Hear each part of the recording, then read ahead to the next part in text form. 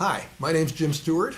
I'm a retired historian from Macalester College who's spent several decades writing about the problem of slavery in American history and about the abolitionist movement.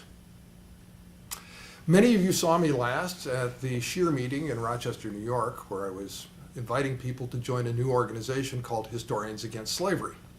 You were kind enough to give me your email address expressing your interest, so here I am following up on that. Asking you to learn more and to perhaps join this organization.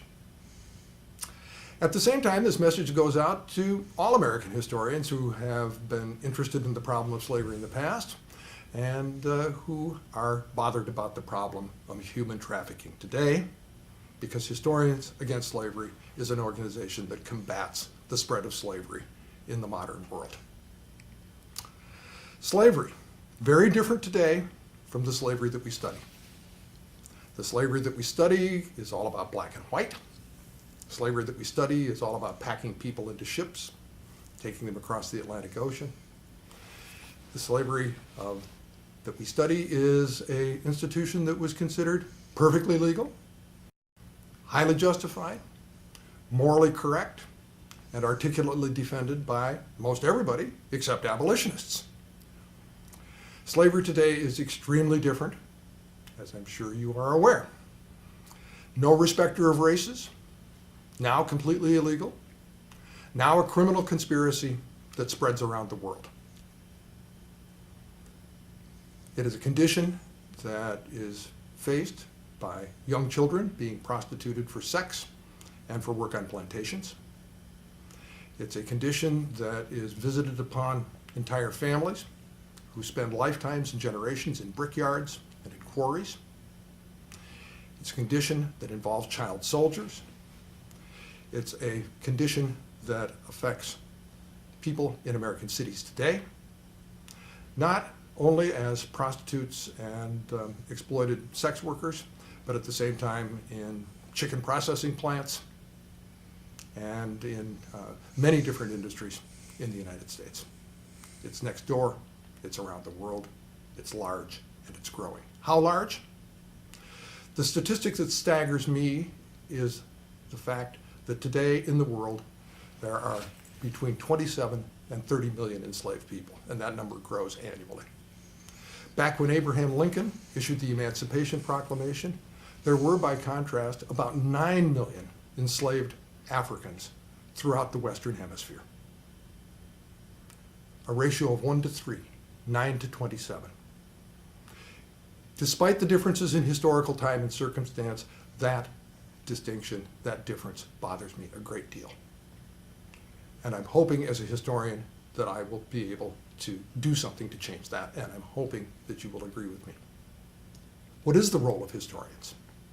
The role of historians, it seems to me, is to help foster the development of a new abolitionist movement in the United States.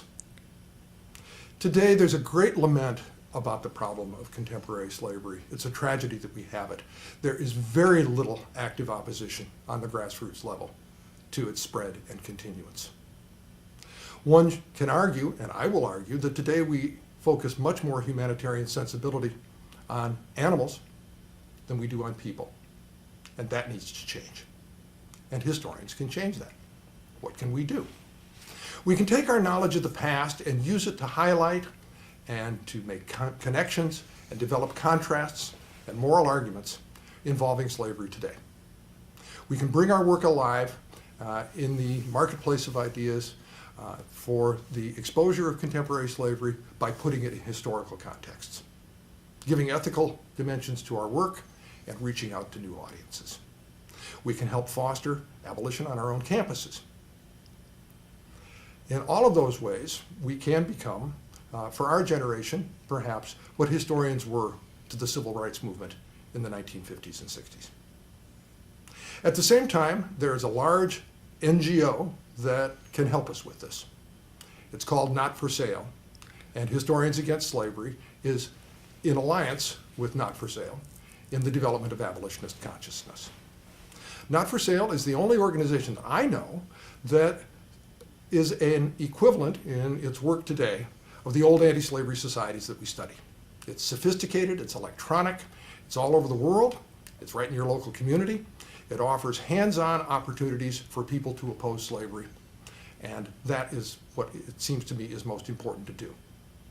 Because slavery today, like slavery before, is a big, giant organization, much bigger than any single one of us, much too large for any of us to be able to touch it, let alone topple it.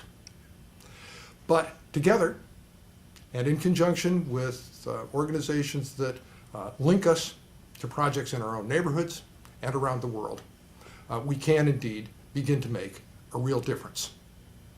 So my appeal to you today is to email me. Look at the Not For Sale website, which is embedded below here.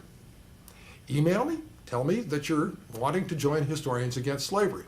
You'll be enrolled as a charter member. We will then get together at the OAH meeting in Houston this spring to begin to organize ourselves further. We will begin to build a website. We will begin to trade information. We will begin to figure out how our scholarship can begin to mobilize a consciousness of opposition to slavery in the world today. Thank you very much.